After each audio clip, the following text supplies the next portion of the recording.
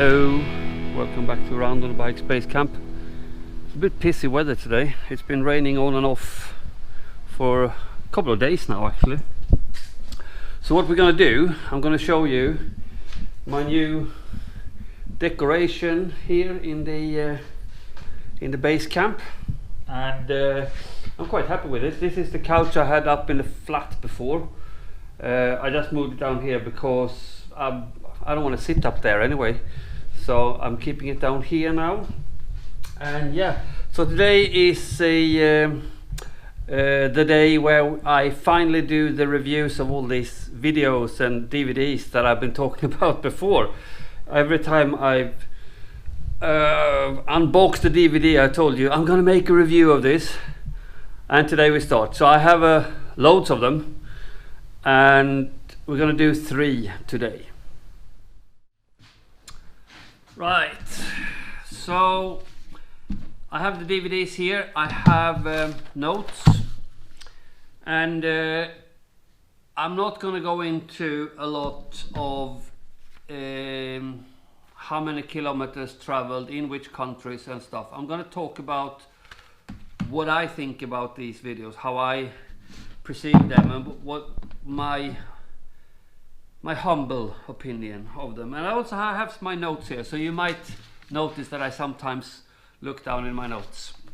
First of all, we're doing Somewhere Else Together, and this is a follow-up or a spin-off or a part 2, if you like, of Somewhere Else Tomorrow, which Daniel made with his mate years before. And during that video he met up with a girl, and they just kept traveling together basically.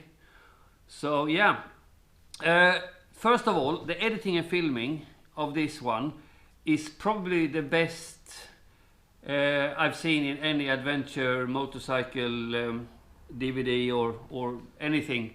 The professionalism is just stupid. It's really well made. And it's a heartwarming story. It's actually a series of heartwarming stories. It's socially engaging. These guys are not just observing. They are participating and getting involved in the story they are telling. And it's nice. It also takes up the question about solo riding versus traveling together with a significant other and as a couple. And this is something that I've been thinking about as well. I normally do solo traveling. I haven't done any motorcycle travel with any significant other, well, unless you count Steven, and I don't think we should. So yeah, but this is a couples riding versus solo riding is some kind of touched upon in this DVD or this video. There is one quote that I would like to share from this one, and that is, life cannot be exciting and completely safe at the same time. And that is, I think, a rule of thumb. If you want to stay safe and you stay home on your couch, it's not going to be very exciting. If you go out for an exciting life, you might sometimes pass through situations that are not completely 100% safe. So yeah, that's a quote that I really like. I was actually a part of the crowdfunding for making this production, and that I am very proud of, and also to have my name in the credits in the end, together with a lot of names, that is something that I am proud of. Right, next one, Africa's Longest Ride. This is a very special one for me. I really enjoy this one. I have to start with that the filming and editing philosophy is not identical to the one that I subscribe to. Then you have to think that this was actually made in 2006, when GoPros on helmets were few and far in between, and the editing programs were neither powerful nor easy to come by.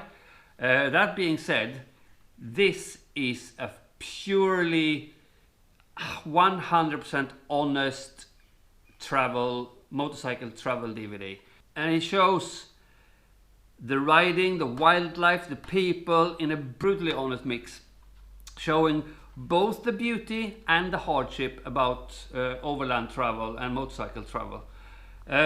One touching moment is when Pat and Vanessa, both being doctors, physicians, they are obviously interested in that kind of topics, so they visit the Albert Schweitzer Hospital and World Heritage Site in Gabon, and the filming and you can feel the emotions and everything when they walk through this area and look at all these things. It is quite strong actually, so that is one bit of this one that I really like. Okay, here, Perth to Perth with Stephen Kirk. This is a pure motorcycle travel DVD with a lot of honest situations. There is something particularly genuine about Stephen Kirk, I think, and I quite like his way of filming and the editing and the way that he mixed the narrating with speaking to the camera, and it gives the whole video a really nice flow to the storyline. And there is a very special twist at the very end of this movie that I think is fantastic and funny. So this is a little bit about the preparations, a lot about the trip, and it's a series of 6 episodes on this DVD. And I promise you that you won't stop watching it until you watched all of it. It's just so good. And Stephen Kirk is just, I don't know, it's something very genuine about him, and the way he doesn't sugarcoat anything. He's just showing you exactly how it is to be on the road with a motorcycle. And there are breakdowns and there are unforgiving environments, and well, he comes through everything unharmed, but it's quite, sometimes it's quite thrilling and exciting actually. Okay, we have this one, Around the World with Rhys, Lawry. I started follow him on his social media, and I just think he's a really cool dude. And this DVD is not only a travel documentation, it's also the documentation of 2 world records that he set during the trip. He also has very nice way of mixing between speaking to the camera and narrating, which I like. I've actually lately started to do the same, just because I like the flow that you get from it. There is a very special moment where he walks on the Great Wall of China on his 23rd birthday, and I think that this DVD is not only a travel DVD and a world record breaking DVD, it's a journey for a 22-year-old guy traveling around the world on a motorcycle, growing as a person.